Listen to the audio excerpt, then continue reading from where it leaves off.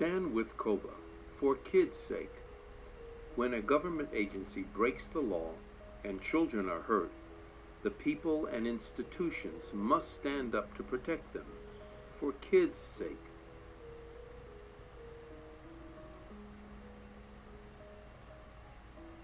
Youth are often ripped from their homes with no notice or warning. The girls' group home is a great facility in a lovely neighborhood, yet girls were yanked from this home with no good reason and without notice or preparation for their departure. Unfortunately, the girls blamed themselves. They wondered what they had done wrong, but it was not their fault. It was the agency that made the decision to remove them, with no input from residents or staff. The fate of our young men was the same. Many were pulled out the same day by the DHR. They were puzzled and perplexed. Why now? And like this? When I have a chance to finally get my high school diploma? This was unfortunate because COBA's Accelerated Achievement Academy offered the best hope for these high school dropouts to finally earn a high school diploma and a chance at life.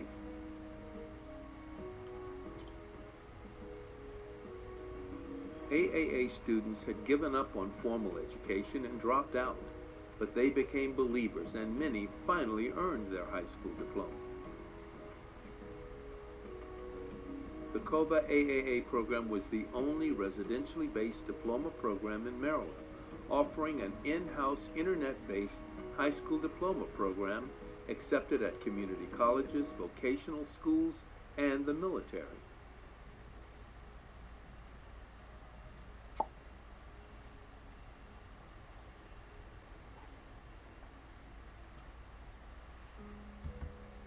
The Maryland Department of Human Resources, DHR, forced many youth out of their homes, causing enormous harm to emotionally sensitive children whose lives had already been filled with too many forced separations just like this.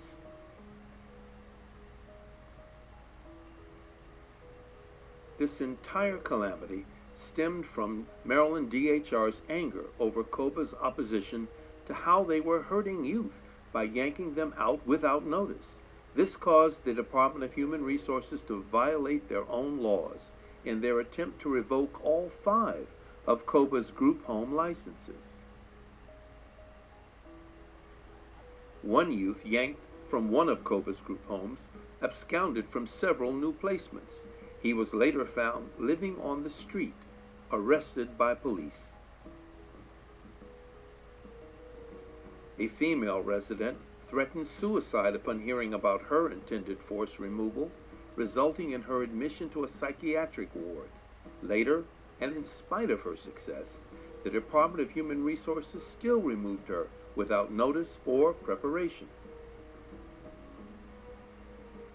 A male student just gave up on his studies, blaming himself for being removed. He only needed one more unit to get his high school diploma.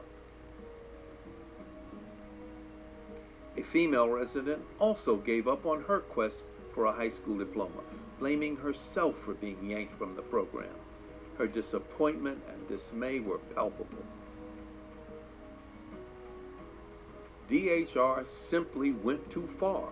They broke the law in their effort to revoke COBA's licenses, but COBA fought back, winning several Maryland Circuit Court decisions. In fact, a Maryland Circuit Court issued a temporary restraining order against DHR that found COBA would likely win on the merits of its claim that defendant Maryland Department of Human Resources failed to follow governing administrative regulations in the notice, violation, and sanctions process employed by the Department of Human Resources and by not following specific regulations contained in the Code of Maryland Regulations.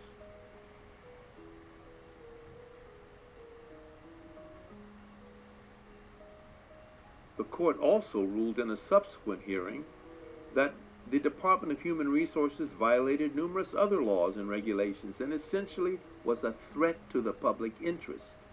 In a preliminary injunction against DHR and its staff, the Circuit Court ruled, "This court finds that public interest mandates that this court issue a preliminary injunction. More specifically, this court finds that defendant Maryland Department of Human Resources failure to follow governing regulations are public interest issues that warrant issuing a preliminary injunction." The Maryland Department of Human Resources has been embarrassed by these recent court decisions, and it is using every legal trick in the book to defeat COBA's legal claim and to shut down COBA's entire operation. In an act that grossly exceeded its authority and was clearly illegal, the Department of Human Resources issued a letter to 24 agencies forbidding them from referring any new clients to COBA at a time when none of the other agencies that had children in our group homes even were worried about removing them. They wanted them to remain there. This vindictive act was designed to ensure COBA's demise. It clearly violated the court's directive to cease and desist from any such harmful and destructive act. Yet, through the complicity of the Office of the Maryland Attorney General, DHR now hides behind sovereign immunity in its attempt to escape responsibility for its continuing abuse of authority, which Maryland courts have declared illegal. That's why we need you to stand with COBA for youth's sake. We need your help to continue the legal fight and to rebuild our program to help youth create a viable future for themselves. You see, when one door closes, another door opens. For COBA, that door is a facility we must renovate and furnish to create an even better program and a stronger program. It will include residential and day programs for respite care, wraparound services, and crisis management in behavioral health, drug abuse, and other human support services.